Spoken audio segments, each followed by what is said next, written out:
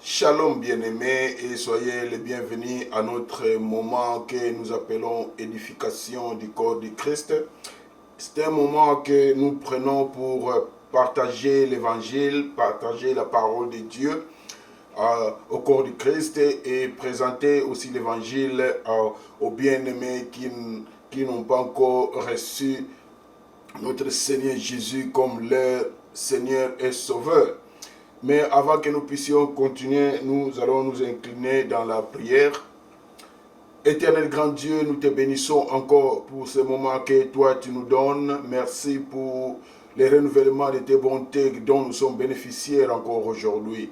Merci Seigneur pour cette opportunité que nous venons ramener sous ta puissance afin que, Seigneur des anges, ta parole puisse sortir avec la puissance qu'il faudrait pour briser ce qui est cœur de pierre. Merci Papa parce que tu avais promis que toi ouvres seulement la bouche et je la remplirai. Donc que ce moment est votre Père, agis selon ta volonté au nom puissant de notre Seigneur Jésus-Christ de Nazareth. Nous avons ainsi prié. Merci. Amen. Bien-aimés, vous êtes donc les bienvenus et que la paix et la grâce de notre Seigneur Jésus nous soient multipliées pendant que nous sommes en train de partager sa parole. Aujourd'hui, le Seigneur nous a mis à cœur de partager un message. Comme j'ai toujours dit que le thème peut toujours venir même vers la fin, mais le passage que nous allons étudier aujourd'hui se trouve l'un des passages, si nous devons dire de cette manière-là, que nous allons étudier aujourd'hui se trouve dans Deutéronome chapitre 7, à partir du premier verset. Mais nous n'allons pas lire du premier au 18e verset. Nous allons soutirer quelques versets, et en gardant toujours la logique de notre message. Alors nous commençons par le verset premier. La parole de l'Éternel dit que lorsque l'Éternel, ton Dieu, t'aura fait entrer dans le pays dont tu vas prendre possession et qu'il chassera devant toi beaucoup de nations. Alors là, il y a 7 nations qu'on a listées dans ces passages. Et la continuité dit que 7 nations plus nombreuses et plus puissantes que toi. Nous passons au verset 9 qui dit que sache donc que c'est l'Éternel, ton Dieu, qui est Dieu. C'est Dieu fidèle, garde son alliance et sa miséricorde jusqu'à la 1000e génération envers ceux qui l'aiment et qui observent ses commandements. Verset 17, peut-être diras-tu dans ton cœur, ces nations sont plus nombreuses que moi, comment pourrais-je les chasser? Ne les crains point. Rappelle à ton souvenir ce que l'Éternel, ton Dieu, a fait à Pharaon et à toute l'Égypte. Les grandes épreuves que tes yeux ont vues, les miracles et les prodiges, la main forte et les bras étendus, quand l'Éternel, ton Dieu, t'a fait sortir. Ainsi fera l'Éternel, ton Dieu, à tout le peuple que tu redoutes. Bien-aimés, nous voyons ici que Dieu est en train d'avertir les enfants d'Israël avant même qu'ils ne puissent se retrouver en face de ces nations-là dont il était question de chasser, dont il était question de déloger de leur terre parce que les enfants d'Israël devaient occuper, que ces nations-là occupaient la partie de la terre promise, la partie qui constituait la terre promise. Alors Dieu est en train de les préparer, de les avertir déjà que les nations que vous allez confronter, les nations que vous êtes appelés à déloger, à chasser de leur terre, ce sont des nations plus nombreuses que toi, des nations plus puissantes que toi. Donc, Dieu connaissant l'homme, connaissant que devant quelque chose qui peut vaincre l'homme, l'homme est souvent affiché d'une peur. L'homme est affiché de crainte. L'homme est intimidé, est effrayé. Alors il viendra préparer. Il viendra préparer le peuple en lui disant déjà que sache donc que c'est l'Éternel ton Dieu qui est Dieu. Donc malgré la taille, malgré la grandeur, malgré la puissance des ennemis que toi tu vas faire face, malgré leur renommée, toi, sache que c'est l'Éternel Dieu, ton Dieu qui est Dieu. Donc ton Dieu à toi, c'est lui qui est Dieu de toute l'étendue. C'est lui qui est Dieu de toute la création.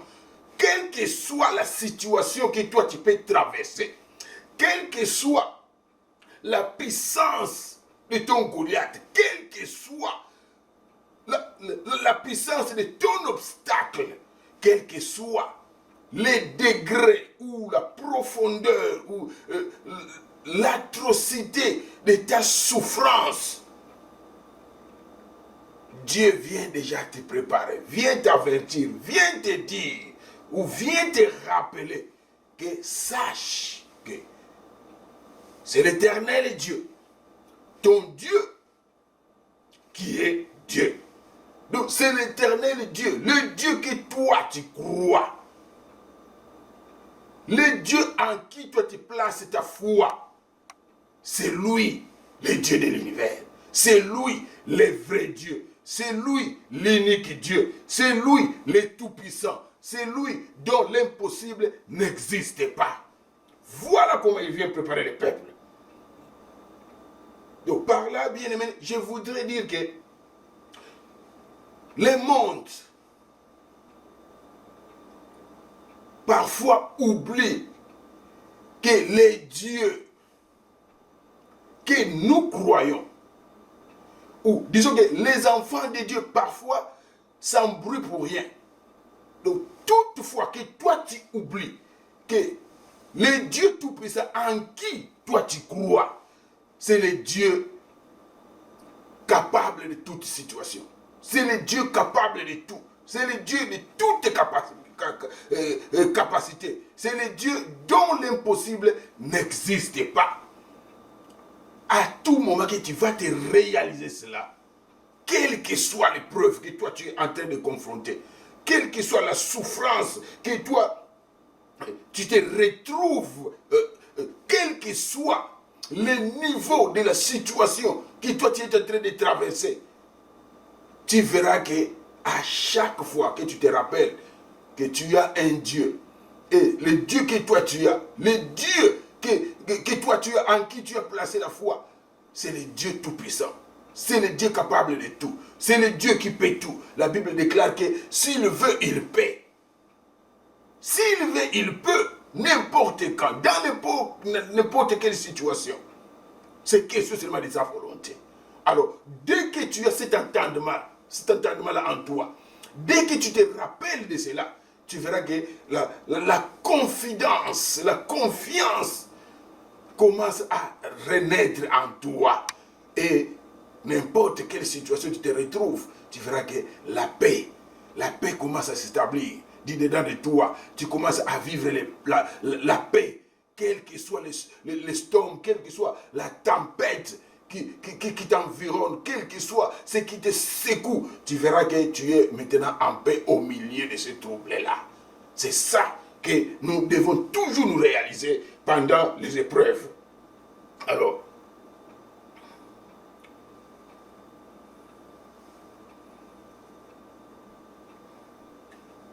si nous pouvons répéter le verset 18 qui dit que ne les crains pas. Au lieu de les craindre, toi, ce que tu devais faire, c'est de rappeler à ton souvenir. Et c'est le thème même que nous développons maintenant. C'est le thème que nous voulons développer tout au long de notre message. Rappelle à ton souvenir. Oh, bien-aimé, cette parole ou cette phrase m'a beaucoup édifié moi-même avant que je ne vienne présenter cette parole. La Bible dit, rappelle à ton souvenir. Passe devant ta mémoire tout ce que toi tu sais que l'Éternel a déjà réalisé. Si nous pouvons encore le lire. Ne les crains point. Rappelle à ton souvenir ce que l'Éternel, ton Dieu, a fait à Pharaon et à toute l'Égypte. Les grandes épreuves que tes yeux ont vues, les miracles et les prodiges, la main forte et les bras étendus, quand l'Éternel, ton Dieu, t'a fait sortir. Ainsi fera l'Éternel, ton Dieu, à tout. Oh Jéhovah. Rappelle à ton souvenir ce que l'Éternel, ton Dieu, a fait. Si nous devons nous arrêter seulement là-bas. Parce que spécifiquement à ce moment-là, cela était adressé aux enfants d'Israël. C'est pourquoi Dieu ajoute, rappelle à ton souvenir ce que l'Éternel, ton Dieu, a fait à Pharaon et à toute l'Égypte. Maintenant, nous allons remplacer Pharaon et à toute l'Égypte, peut-être par ton nom. On remplace cette partie-là par ton nom. Parce que la parole aujourd'hui s'adresse à toi. La parole aujourd'hui vient pour t'édifier, pour te fortifier. Vient pour te mettre encore debout. Peut-être quelque chose t'a ébranlé. Quelque chose t'a découragé. Quelque chose t'a rendu à plat. Quelque chose a rendu la situation impossible. Quelque chose t'a plongé dans les pleurs. Mais maintenant la parole vient pour nous encourager. Pour nous dire que ne crains pas ce que toi, tu es en train de traverser. Ne crains pas la terreur que tes ennemis sont en train de créer quelque part. Mais ce que tu devais faire, au lieu de craindre, voilà ce que la Bible nous présente. Ce qui va t'aider, ce qui va te secourir, ce qui va nourrir ta foi. Ce qui va te remettre en marche, c'est quoi? C'est de rappeler à ton souvenir ce que l'Éternel, ton Dieu, a fait déjà dans ta vie. Bien-aimé, rappelle-toi. Rappelle à ton souvenir. Rappelle, fouille ta mémoire. Fouille ton passé. Fouillez tout ce qui s'est passé dans ton passé. Fouillez les œuvres de l'Éternel. La Bible précise les grandes épreuves que tes yeux ont vues. Qu'est-ce que tu as vu depuis que tu es né? Qu'est-ce que ta famille a vu depuis que toi tu es né ou avant que tu ne sois né? Qu'est-ce que ton Dieu a fait? De quoi as-tu été témoin? La Bible vient te dire maintenant que rappelle à ton souvenir. Quelle parole! Rappelle à ton souvenir, bien-aimé. Au lieu de continuer à pleurer là où tu te retrouves. Au lieu de continuer à désespérer là où tu te retrouves. Au lieu de continuer à jeter les regards inquiets par-ci, par-là. Mais l'Éternel t'appelle aujourd'hui. Il te dit, d'abord, reconnais que c'est lui qui est Dieu. C'est lui qui est le maître des circonstances et des temps. Et puis quoi? Rappelle à ton souvenir quelque chose que l'Éternel a déjà fait. Quelle merveilleuse parole. Au lieu de continuer à t'enfoncer dans la négativité, au lieu de continuer à haïr les gens parce qu'ils ne te viennent pas au secours, parce qu'on ne t'apporte pas l'aide dont toi tu as besoin, Ne reconnais pas un homme. Ne reconnais pas un membre de famille. Ne reconnais pas un ami. Pour te secourir, pour te tirer du milieu où tu te retrouves, pour résoudre ton problème. Ne reconnais pas un docteur. Laisse-moi aller plus loin. Le monde est en train de faire une grosse erreur. Au lieu de reconnaître l'Éternel, peut-être dans les pays que nous vivons, on dit toujours que in God we trust. Est-ce que vous les reconnaissez? Vous les reconnaissez comme Dieu. Reconnez-les. Au lieu de reconnaître un docteur qui n'arrive ou qui n'arrivera pas aussi à résoudre les problèmes. Au lieu de reconnaître un vaccin qui peut-être nuira même à votre organisme d'après tout ce que nous apprenons. Mais reconnais que c'est l'Éternel, ton Dieu, qui est Dieu. Quand tu reconnais cela, place ta confiance en lui. Comme dit la Bible, que place sa confiance en lui et il agira. Oh, j'aime beaucoup l'inspiration que notre un bien-aimé a juste reçu. Et il a composé un chant religieux, dont il a nommé le docteur Jésus. Quand il chante, il dit que la médecine m'a déçu. Je rentre au docteur Jésus. Oh, bien-aimé, sois béni. Bien-aimé, là où tu es. Reconnais que c'est le Seigneur Jésus qui va résoudre ton problème. Le monde doit reconnaître que c'est Dieu. Anyway, quand Jésus est monté sur la croix de Golgotha, il n'y avait pas encore le corona à ce moment-là. Mais il est monté. Il a accepté de mourir à la croix pour que toi tu sois guéri. Pour résoudre ton problème. Pour te ramener à l'état acceptable à notre Dieu. Mais aujourd'hui, vous êtes là, oubliant ce Dieu-là, oubliant ce Jésus-là. Le monde oublie de reconnaître ce Jésus-là, de reconnaître ce Dieu-là, et se confie à la médecine. Se confie aux médecins, qui se tiraillent entre eux.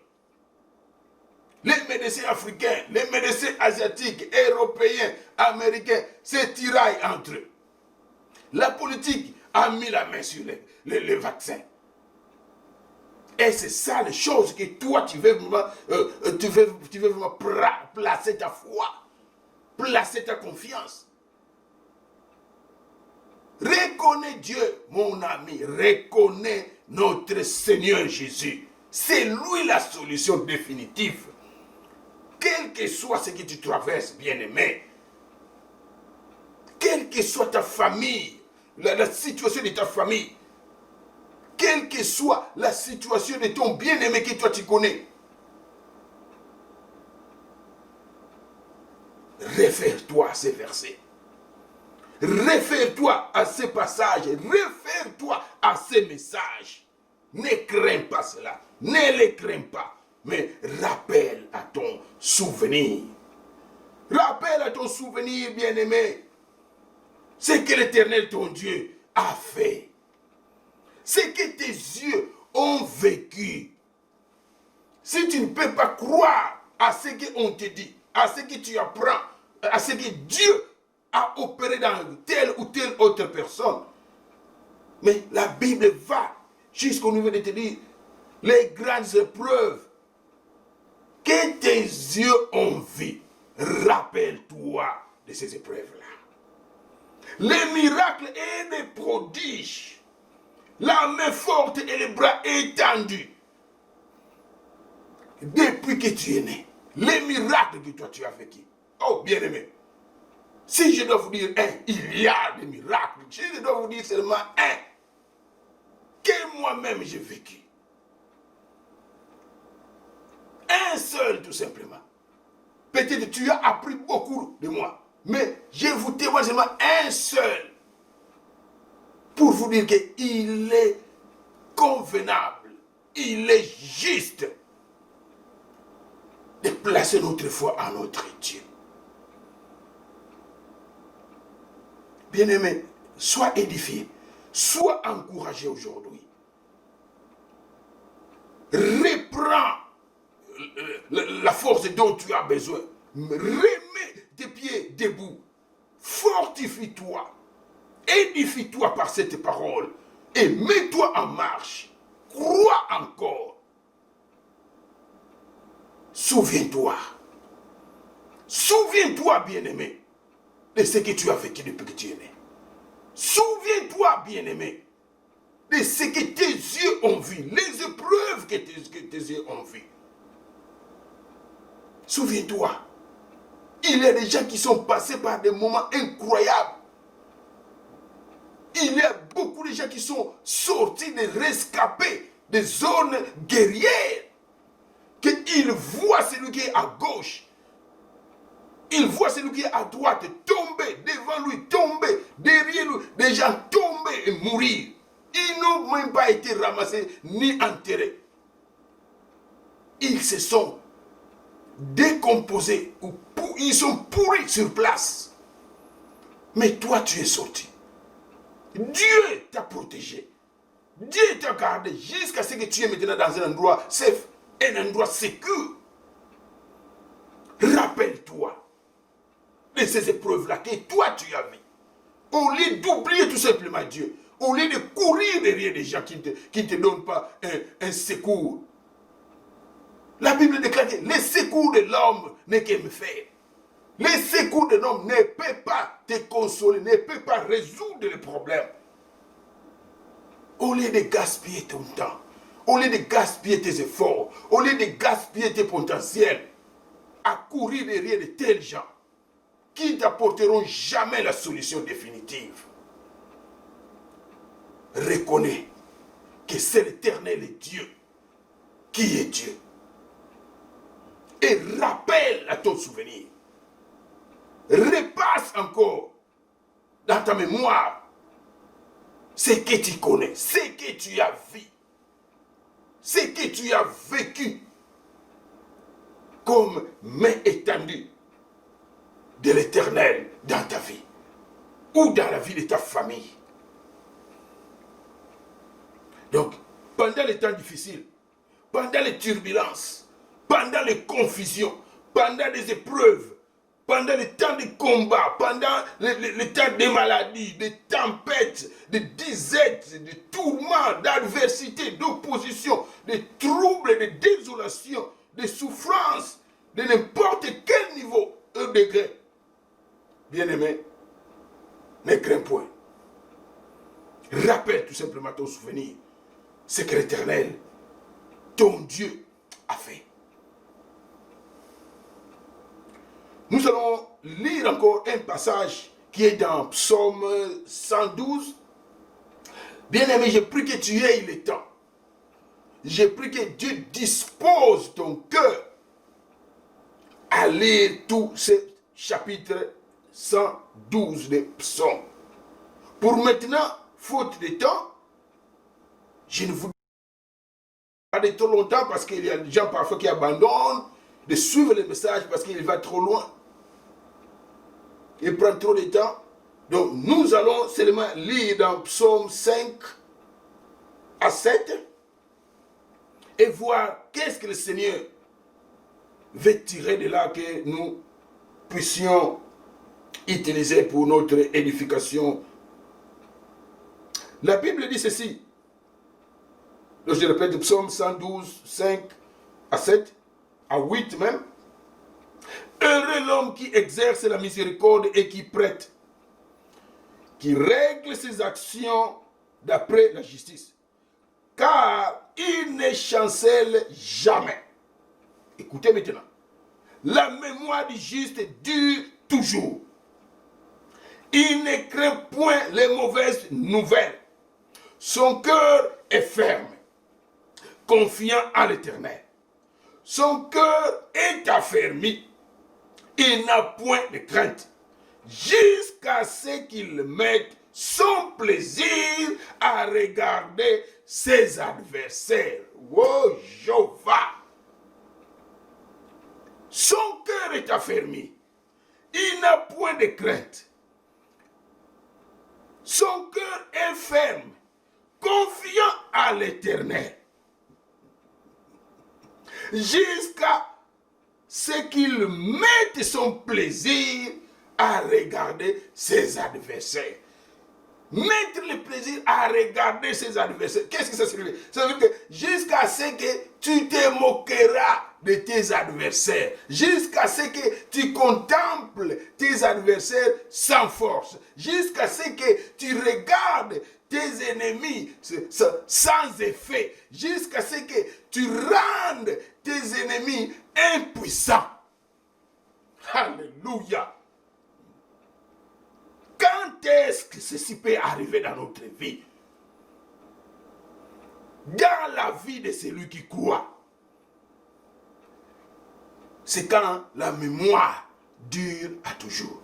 C'est quand tu te souviens toujours des bienfaits de l'Éternel. Tu te rappelles toujours des bienfaits de l'Éternel. Et tu ne craindras pas les mauvaises nouvelles. Comme on dit au verset 7. Quel que soit ce que les news annoncent, quel que soit le nombre de gens que le corona tue, quelles que soient les projections, voilà les gens comment ils n'aident pas. Vous regardez les news, ils te disent combien ils ont déjà estimé, combien de gens vont mourir jusqu'à la fin du mois. Voilà. Mais moi, je t'apporte la parole d'édification. En quoi c'est que tu entends sur les news là, les nombres, le total de gens qui vont mourir next month? En quoi cela t'édifie? En quoi?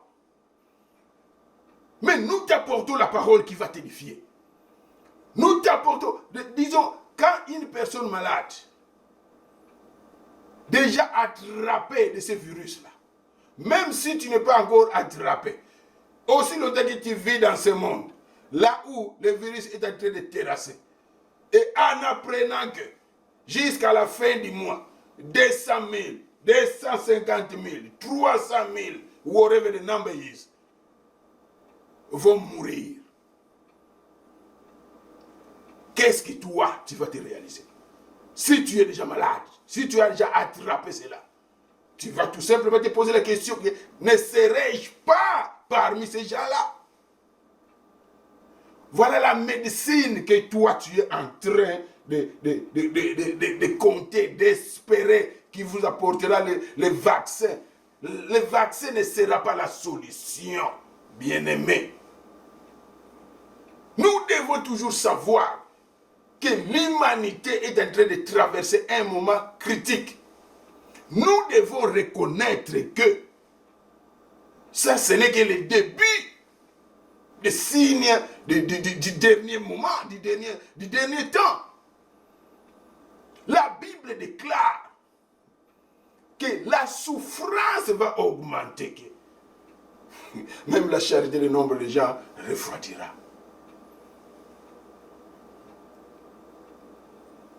Reconnais ton Dieu. Si tu l'as déjà,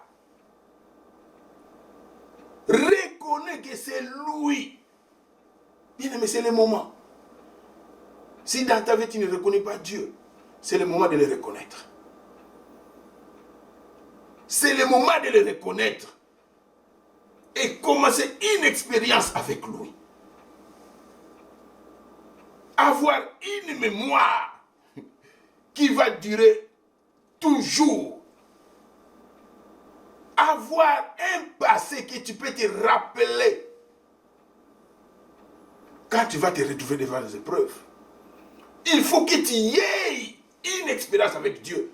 Il faut qu'il y ait des choses que toi tu as vécues, que toi tu as vues de tes propres yeux. Voilà.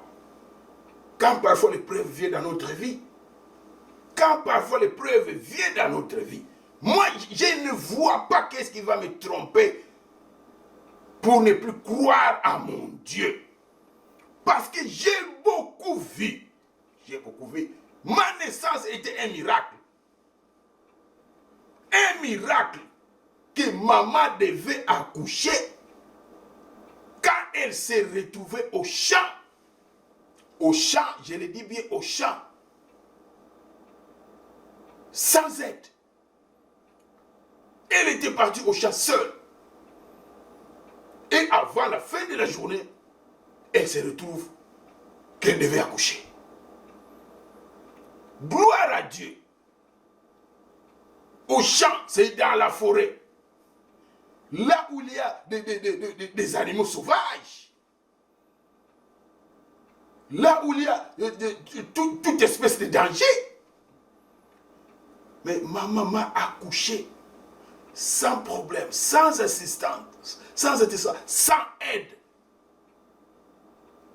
Et quand elle est revenue à la maison, avec un bébé, les frères que vous voyez maintenant, rappelle à ton souvenir. Dès que ces souvenirs-là passent dans ma mémoire, dites-moi, qui peut me tromper pour me dire que Dieu n'est pas capable de me protéger dans quelle situation?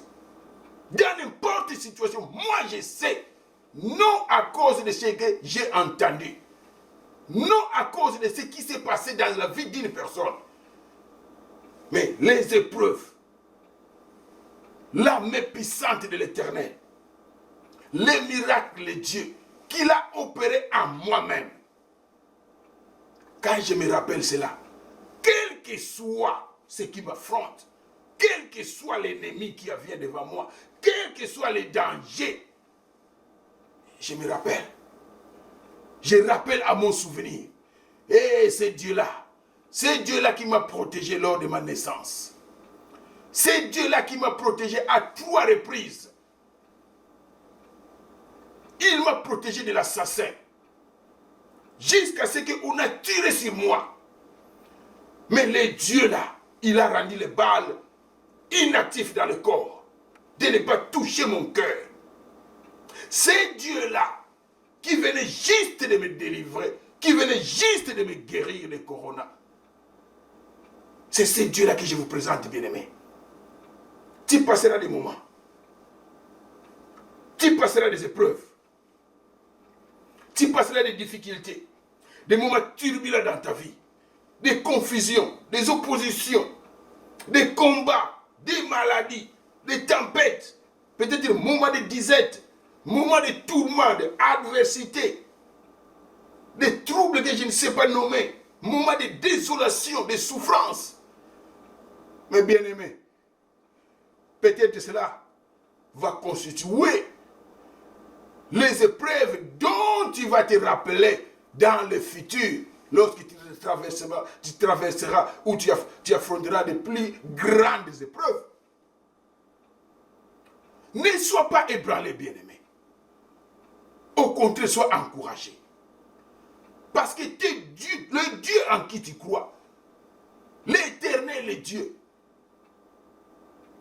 c'est lui qui est Dieu.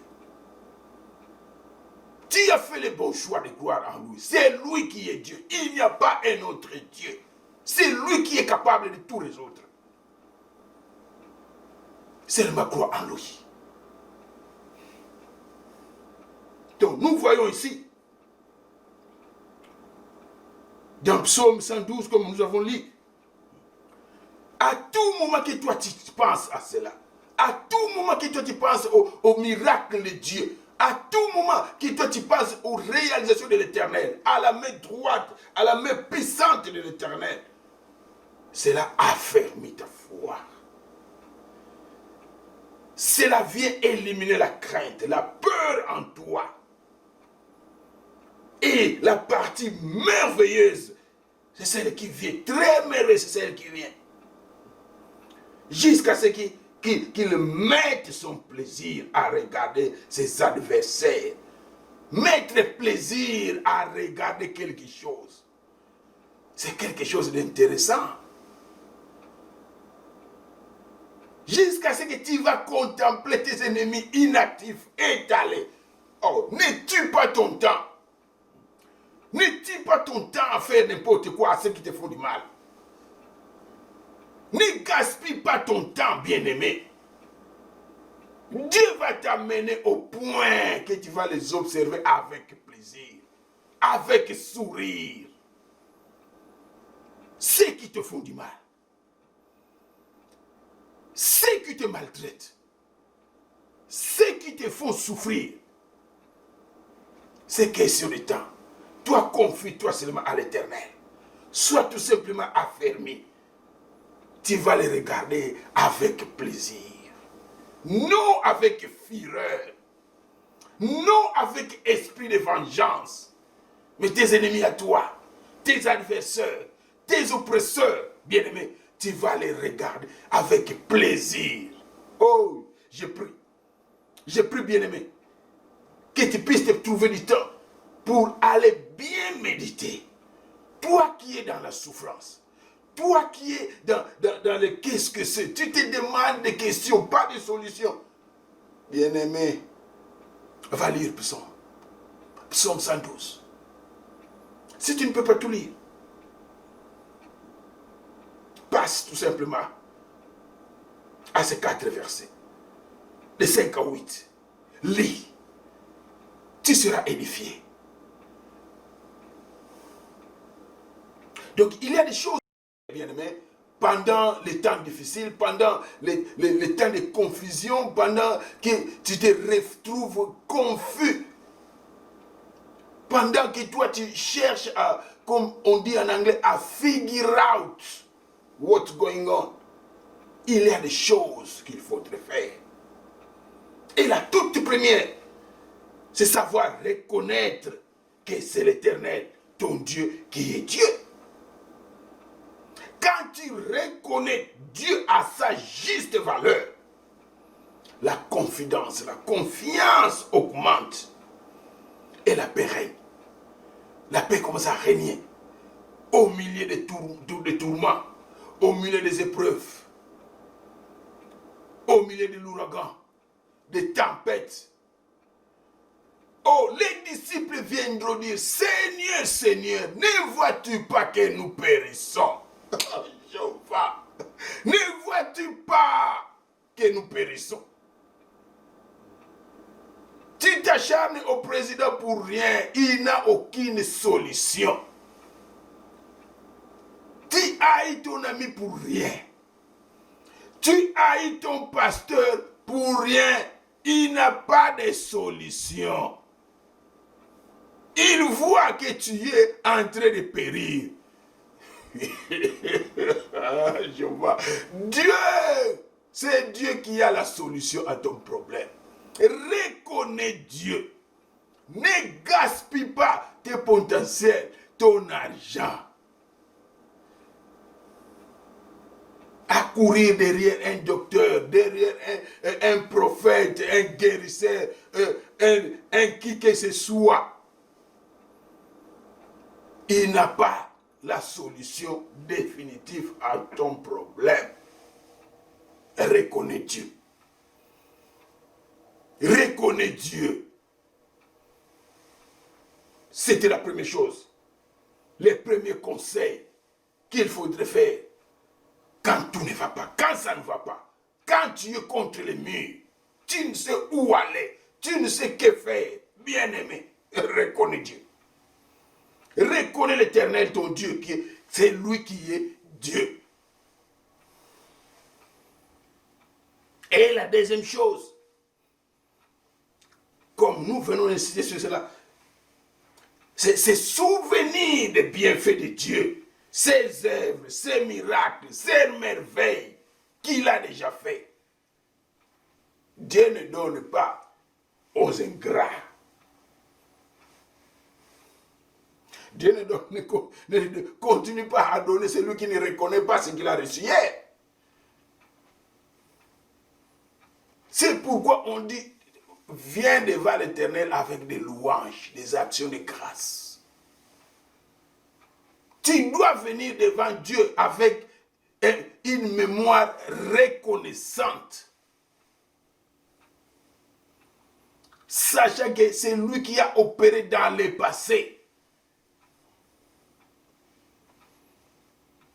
Tu dois savoir quelque chose que Dieu a déjà fait. Tu dois apprendre à rappeler. Comment peux-tu dire ce que ta mémoire ne sait pas? Comment? Parce que c'est un processus. Ça passe là-bas. Et puis ça vient aux lèvres. Si toi tu ne reconnais aucun bienfait, que vas-tu rappeler à ton Dieu? Que lui diras-tu? D'où viendra ta confidence? D'où viendra la confiance qui va gouverner ta vie? Rappelle. Rappelle. Oh, Jéhovah.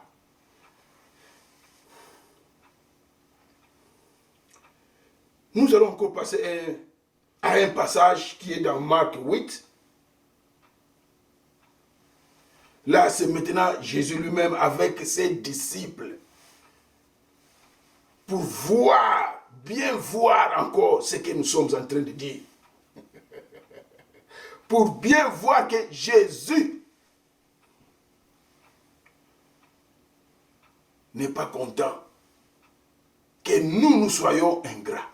Que nous oublions le passé. Nous oublions ce qu'il a accompli hier. La Bible dit ceci. C'est Marc 8, à partir du 14e verset, et nous allons descendre, nous arrêter là où le Seigneur voudra. La Bible dit ceci. Les disciples avaient oublié de prendre le pain. Donc c'est pendant que Jésus était dans la barque, il traversait de l'autre côté de la rive. La Bible dit que les disciples avaient oublié de prendre le pain. Il n'en avait qu'un seul avec eux dans la barque.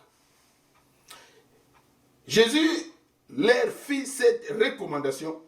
Gardez-vous avec soin du levain des pharisiens et du levain d'Hérode. Donc là, il parle qu'il se garde contre l'hypocrisie. Donc du levain des pharisiens, là, c'est un terme qui signifie l'hypocrisie. Les disciples raisonnaient entre eux, après avoir écouté Jésus, leur dit que gardez-vous de l'hypocrisie.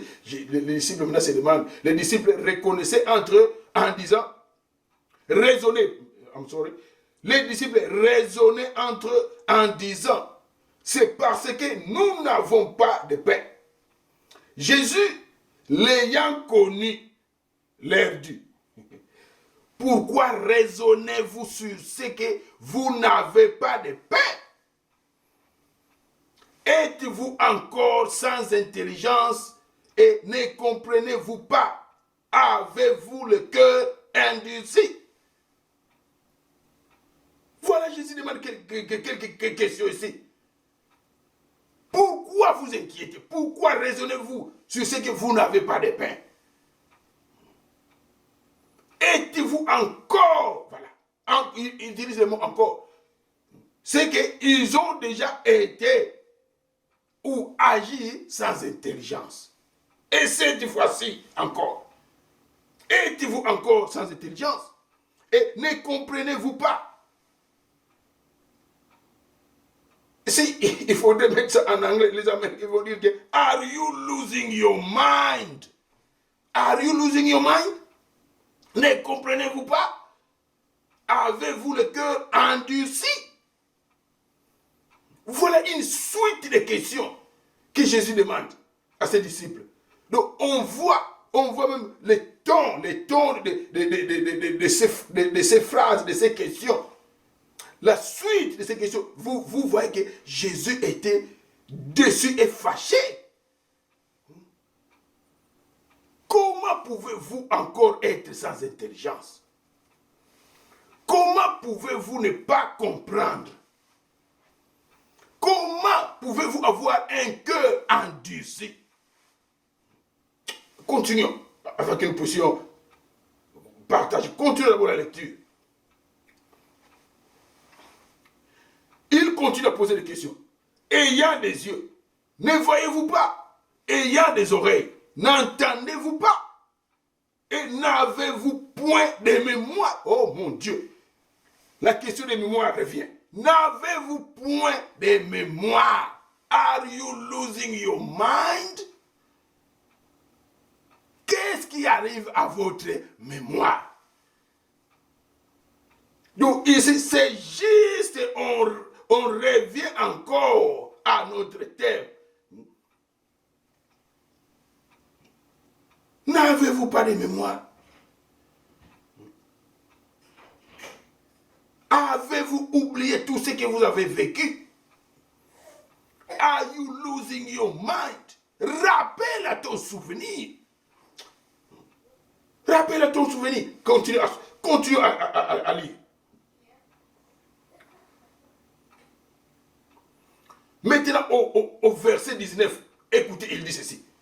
Quand j'ai rompu les 5 pains pour les 5000 hommes, combien de paniers de pain, des morceaux de pain avez-vous emporté? Les disciples viennent de dire 12. Lui répondit-il. Jésus continue. Et quand j'ai rompu les 7 pains pour les 4000 hommes, combien de corbeilles pleines de morceaux avez-vous emporté? Les disciples viennent répondre 7. Au verset 21, maintenant, il dit, et il leur dit, ne comprenez-vous pas encore?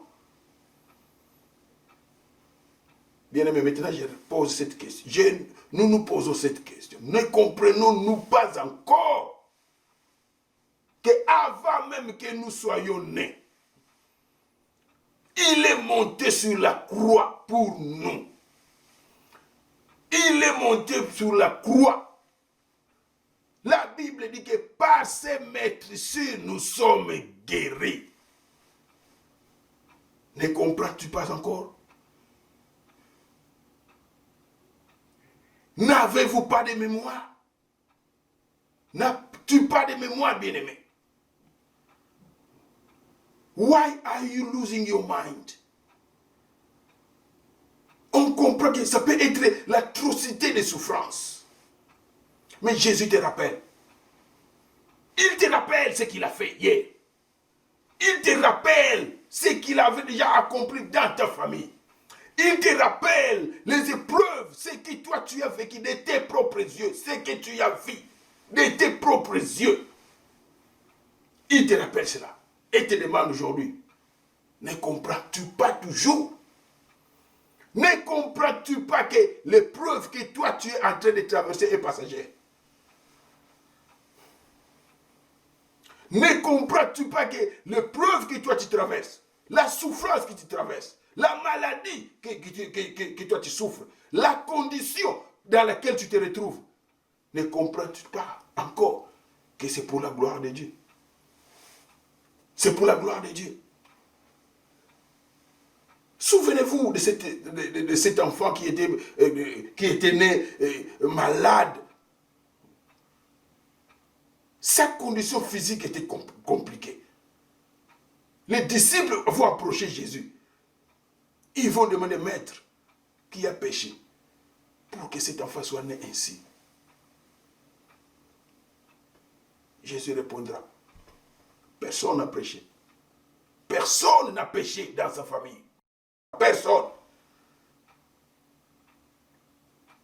La cause de sa souffrance n'est pas conséquence d'un quelconque péché. Mais la réponse de Jésus était, sa maladie, cette maladie, c'est ce que je te dis maintenant, cette condition que tu traverses, cette souffrance, c'est pour la gloire de Dieu. Afin que les œuvres de Dieu soient manifestes. C'est pour la gloire de Dieu. Oh Jéhovah. C'est pour la gloire de Dieu que Corona terrasse le monde aujourd'hui. Peut-être vous allez me dire que I'm losing my mind. I'm not losing my mind. Je le répète, c'est pour la gloire de Dieu. beaucoup de gens ont témoigné que l'état de confinement les a beaucoup aidés. Ils sont devenus de belles personnes. Les gens sont devenus meilleurs. Ils ont eu un temps de méditation. Ils ont eu un temps de reconnaître Dieu. C'est pourquoi les news, ils vous disent que si ceci ne stoppe pas, dans un mois, nous allons reach, nous allons aboutir à tel nombre de total de morts. Ah! Dieu ramène l'attention du monde à lui-même. Le monde s'est enfolé trop. Ils ont oublié leur Dieu. Le Dieu qui a livré des ennemis. Les pays puissants ont oublié l'existence de Dieu. Ils commencent à approuver n'importe quoi. Ils tuent comme ils veulent. L'injustice dans la rue. On tue les âmes de Dieu, les gens que Dieu a créés à son image. On les tue comme des bêtes. Dieu s'est dit, ok, on verra qui est Dieu. On verra qui est Dieu. Vous courez derrière les médecins, incapables. Et Dieu ramène les gens. Dieu ramène l'attention des gens. Dieu ramène la mémoire de ce que vous aviez vécu pour vous amener au point de reconnaître que c'est lui qui est Dieu. C'est lui qui est Dieu. Voilà Jésus. Se fâche contre les disciples. Et il pose la question, ne comprenez-vous pas encore? Ne comprenez-vous pas encore que nous sommes en train de traverser les derniers moments, les derniers temps? C'est seulement le jour et l'heure qui n'est pas connu.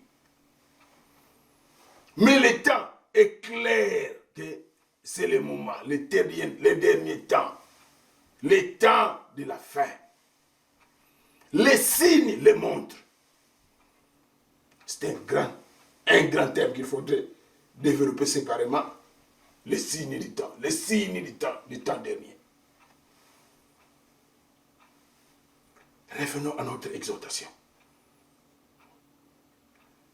Et encore, dans Matthieu 23, la Bible vient de dire, et toi, Capernaum, crois-tu que tu t'élèveras jusqu'au ciel?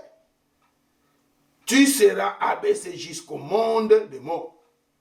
Car, pourquoi Capernaum sera amené au monde des morts, abaissé jusqu'au monde des morts? Car, si les miracles qui ont été accomplis chez toi l'avaient été à Sodome, cette ville existerait encore aujourd'hui. Voilà le fait de ne pas reconnaître les bienfaits, la droite agissante de l'Éternel, les miracles que Dieu accomplit au milieu de nous, ou en nous.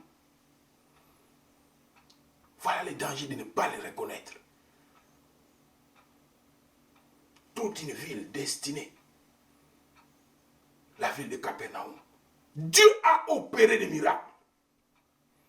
Et il dit, mais si ces miracles-là ont été opérés à Sodome, vous connaissez l'histoire de Sodome, Sodome et Gomorrhe.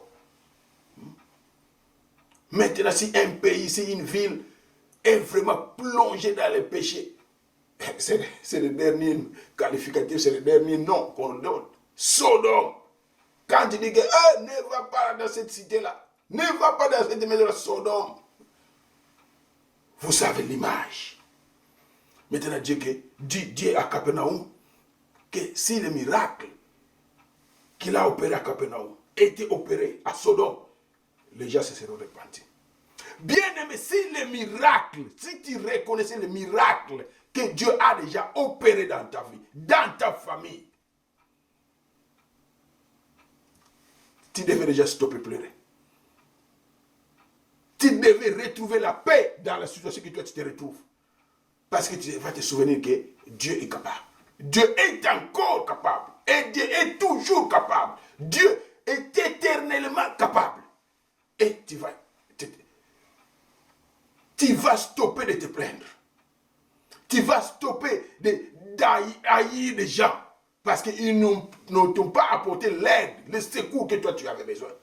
Tu vas reconnaître encore que c'est à Dieu que tu devais te confier. Le monde devait reconnaître que c'est à Dieu qu'est la solution.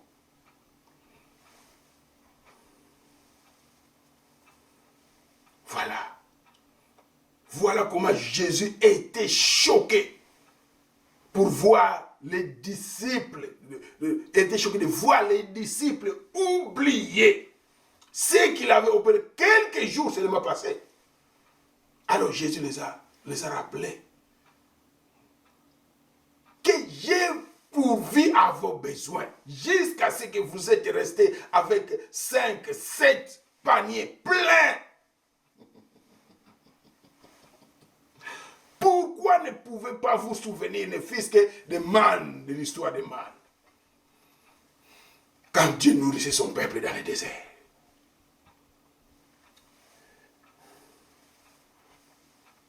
Ne soyez pas ingrats. Reconnaissons toujours les bienfaits de l'Éternel. Reconnaissons toujours, quelle que soit la grandeur, quelle que soit la puissance de ce que nous devons faire face, reconnaissons que c'est l'Éternel Dieu qui est Dieu. Et rappelle à ton souvenir. Rappelle à ton souvenir ce que l'Éternel Dieu a fait. Et la troisième chose qu'il faudrait faire quand on est dans une situation compliquée, c'est de se laisser conduire par Dieu.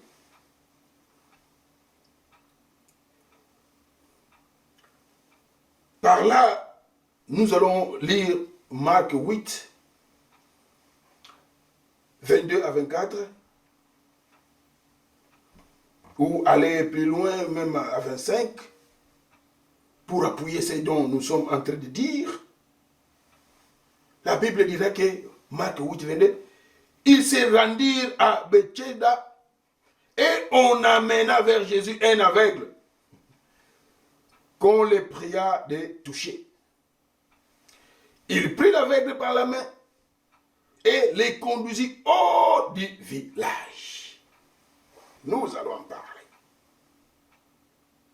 Puis il lui mit de la salive sur les yeux, lui imposa les mains et lui demanda s'il voyait quelque chose. Il regarda et dit, j'aperçois les hommes, mais j'en vois comme des arbres et qui marchent. Jésus lui mit de nouveau les mains sur les yeux. Et quand l'aveugle, bien aimé, suivez, et quand l'aveugle regarda fixement, il fut guéri et vit tout distinctement. Il fallait que l'aveugle regarde fixement. Regarder fixement veut dire fixer le regard sur quelqu'un ou sur quelque chose. Regardez fixement. Bien aimé, la Bible nous dit ne promenez pas les regards inquiets. Ne promenez, regardez fixement. Regardez fixement, c'est regarder sans distraction. Sans distraction, c'est regarder sans voir autre chose que ce que tu veux voir.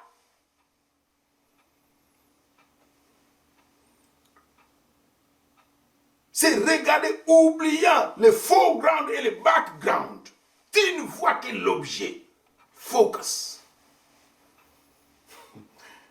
Dans le domaine de imaging, des images, on dit focus. Forget the foreground, forget the background. Ou dans le domaine d'automatisme industriel, on dirait que you want to just detect this. Oublie tout ce qui est de côté.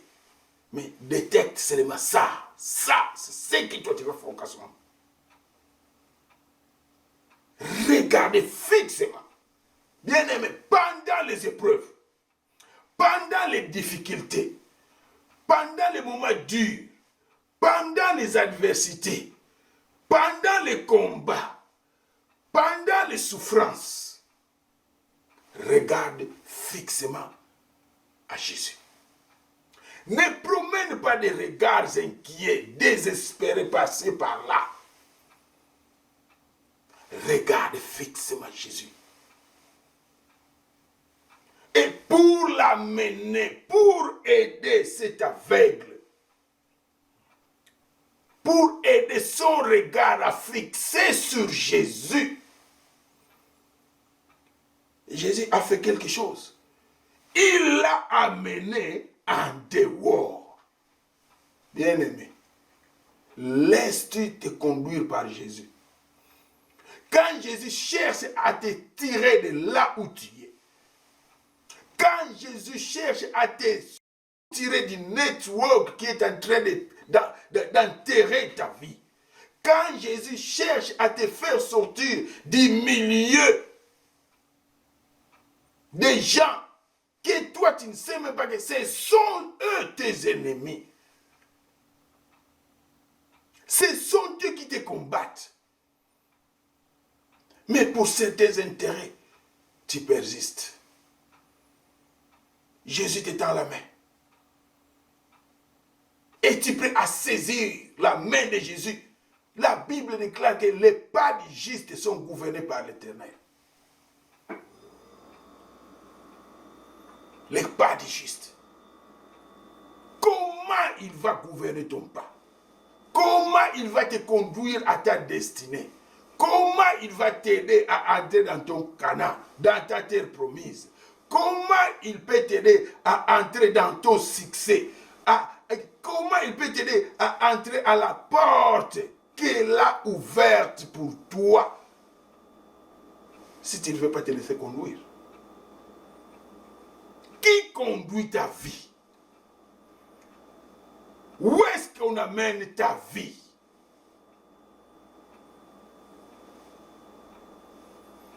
Jésus a pris, a saisi la main de l'aveugle. Il l'a amené hors.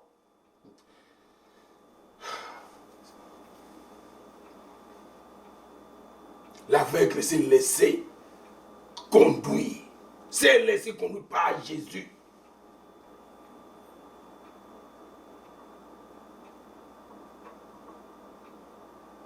Il prit l'aveugle par la main et les conduisit hors du village. Hors du village. Bien-aimé, tu as besoin de sortir de quelque part pour aller quelque part. Tu ne peux pas arriver là sans quitter là où tu es. Voilà une réalité. You need to make a move. You need to move out.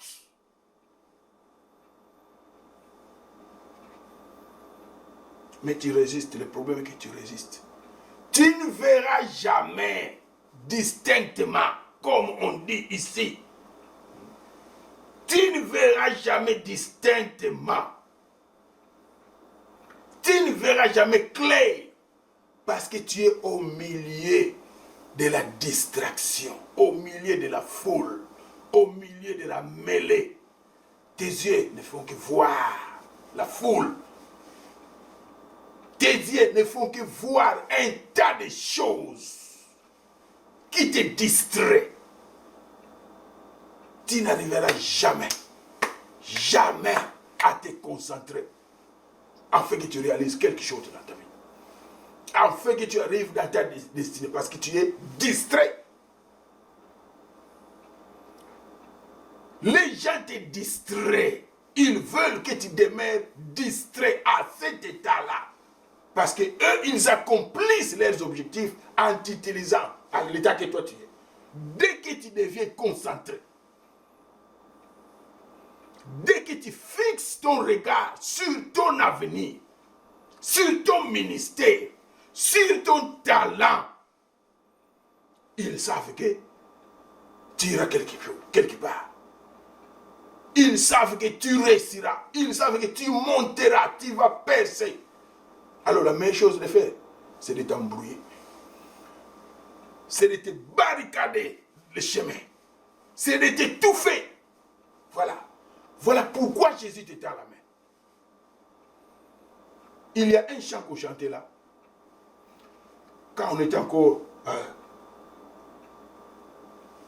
à l'école secondaire ou aux humanités, ce qu'on appelle ici high school, on disait que le Seigneur t'appelle, viens à lui. Toi qui n'as jamais eu la paix, viens à lui. Il te donnera la paix, viens à lui. Et avec lui la vie, viens à... Oh, le Seigneur t'appelle, le Seigneur t'appelle. Le Seigneur te tend la main. Accepte qu'il te conduise. Il veut t'amener là où tu seras calme. Il veut que tu ailles quelque part pour développer une expérience avec lui. Parce que tes yeux seront fixés sur lui. Tes regards vont regarder fixement sur lui. C'est alors que tu verras. Tu ne vois pas là où tu n'as pas de vision. Tu ne vois pas. Toi, tu crois que tu vois. C'est ça ici. C'est ça qui s'est passé ici. On lui a demandé qu'est-ce que tu vois. Et il dit que je vois des hommes. Mais comme des arbres qui sont en train de bouger. C'est ça ta situation. Tu ne vois pas encore clairement. Quand tu vas focus on Jesus, quand tu vas fixer tes regards sur Jésus, Jésus mettra encore. Jésus ouvre, à ce moment, il va bien ouvrir tes yeux. Et tu verras distinctement. La Bible dit qu'il était guéri. Après avoir vu distinctement. Bien-aimé, vois-tu distinctement là où tu vas, ta destinée, les chemins sur lesquels toi tu marches, les chemins sur lesquels on t'amène, vois-tu distinctement?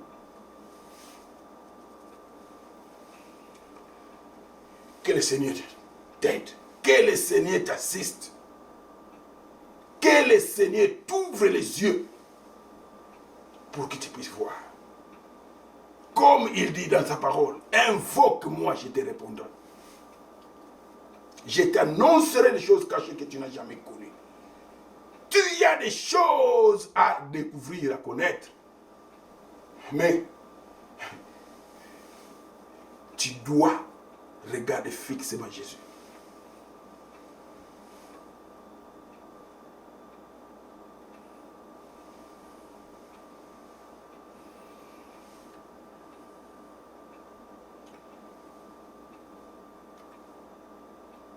Nous allons partager rapidement, avant que nous puissions conclure, un passage qui est dans Ésaïe 41. Le passage dit ceci. Ésaïe 41 à partir du 9e verset, et nous allons descendre. Toi que j'ai pris aux extrémités de la terre, et que j'ai appelé d'une contrée lointaine, à qui j'ai dit, tu es mon serviteur, je t'ai choisi et ne te rejette point. Ne crains rien, car je suis avec toi. Ne promène pas les regards inquiets, car je suis ton Dieu, je te fortifie. Je viens à ton secours. Je te soutiens de ma droite, triomphante. Toi que j'ai tiré d'une contrée lointaine, toi que j'ai pris aux extrémités de la terre. Bien-aimé, d'où ton Dieu t'a pris? De quelle extrémité ton Dieu t'a tiré? De quelle situation ton Dieu t'a tiré? D'une manière ou d'une autre, on est toujours en train de revoir la même parole qui revient. Souviens-toi, ta mémoire rappelle à ton souvenir de l'extrémité de laquelle Dieu t'a tiré. De la contrée de laquelle Dieu t'a... De quelle contrée es-tu? Aujourd'hui, tu vis le confort des États-Unis. Aujourd'hui, tu vis le confort de l'Occident. Aujourd'hui, tu es parmi la classe élite. Aujourd'hui, tu es parmi ceux qui gagnent les barèmes les plus élevés. Aujourd'hui, tu es parmi ceux qui sont comptés de mille classes. Ou allons, tu es parmi les riches. De quelle contrée, de quelle extrémité Dieu t'a tiré? Rappelle à ton souvenir. Are you losing your mind or not? Reconnais-tu toujours Dieu à sa juste valeur?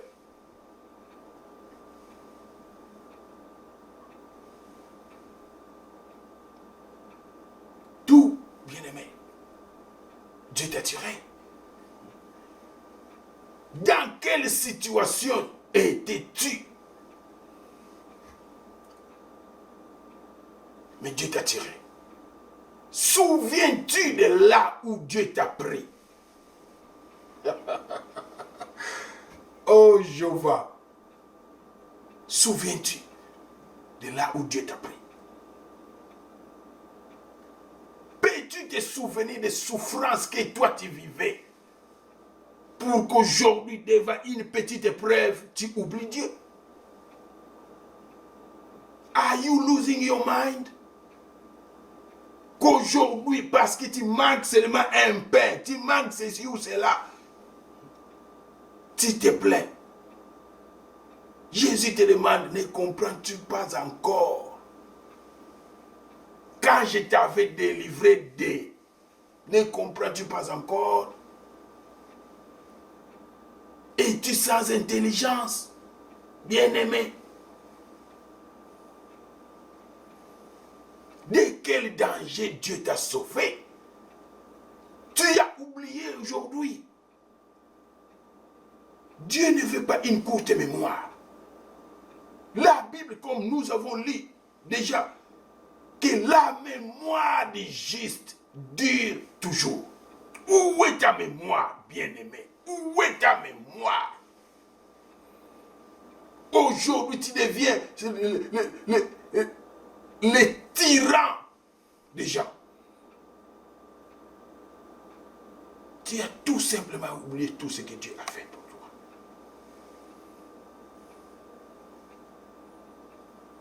Bien-aimé,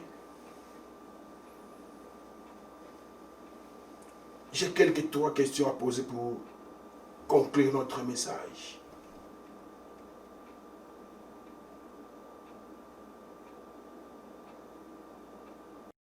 La toute première, c'est de savoir si tu reconnais Jésus dans ta vie.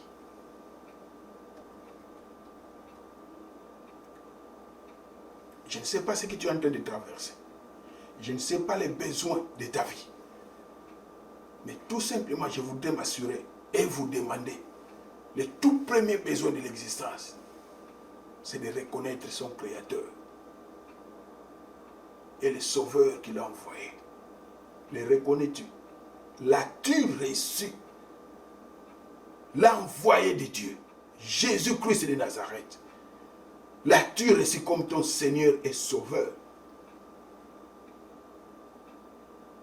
Si tu ne l'as pas encore fait, si tu ne l'as jamais fait, ou si tu n'es pas sûr, voici un moment favorable qui t'est donné. Bien-aimé, le lendemain ne t'appartient pas. La Bible dit que si vous écoutez sa voix aujourd'hui, la Bible précise, aujourd'hui, si vous écoutez sa voix, laisse-moi même aller plus précis. Maintenant, pas seulement aujourd'hui, parce que quand on dit aujourd'hui, c'est toute la journée. C'est le jour complet, 24 heures. Il y a des gens qui sont sortis le matin et ne sont pas revenus. Il y a des gens qui sont entrés dans la voiture pour conduire. Et ce sont les autres qui devaient les tirer de cette voiture-là. Et en les tirant, déclarer peut-être mort. C'est pourquoi maintenant si tu écoutes sa voix, la Bible dit, n'endurcis pas ton cœur. Parce que tu ne sais pas qu'est-ce qui arrivera la minute prochaine. Qu'est-ce qui arrivera avant la fin de la journée? Saisis ton temps. Voici le Seigneur t'appelle. Ne continue plus à vivre ta vie. Je sens qu'il te faut un chemin nouveau. Ne continue plus à vivre ta vie. Je sens qu'il te faut un chemin nouveau. Un chemin nouveau, mon ami Jésus. Ton chemin nouveau, viens à lui. Ta vie est chargée de tant de problèmes que tu n'as jamais trouvé de réponse. Ta vie est chargée de tant de problèmes que tu n'as jamais trouvé de réponse. La réponse à tes problèmes, Jésus est la réponse à tes problèmes. Mon ami, la réponse à ton problème, c'est Jésus. Mais tu dois l'accepter comme ton Seigneur et Sauveur afin que ton problème soit résolu.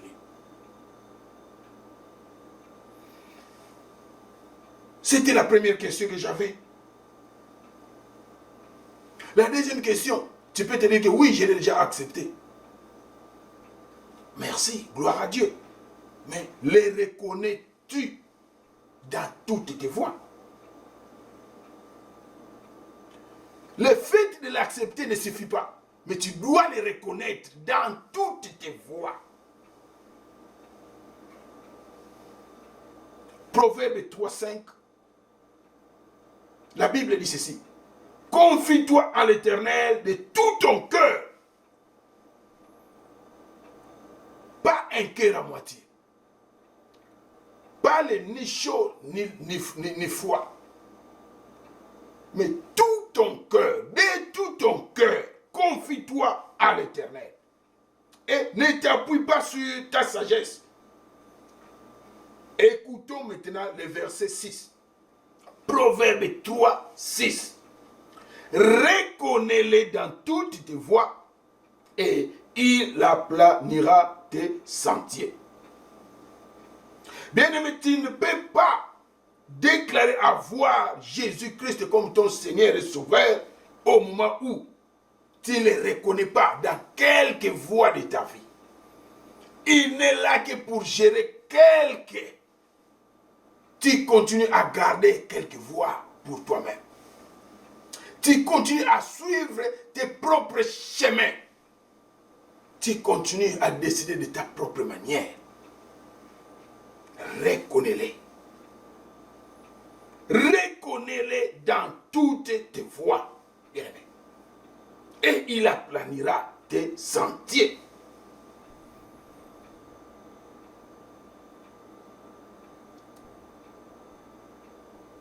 Nous verrons la puissance de l'Éternel dans notre vie quand nous les reconnaissons à sa titre et valeur.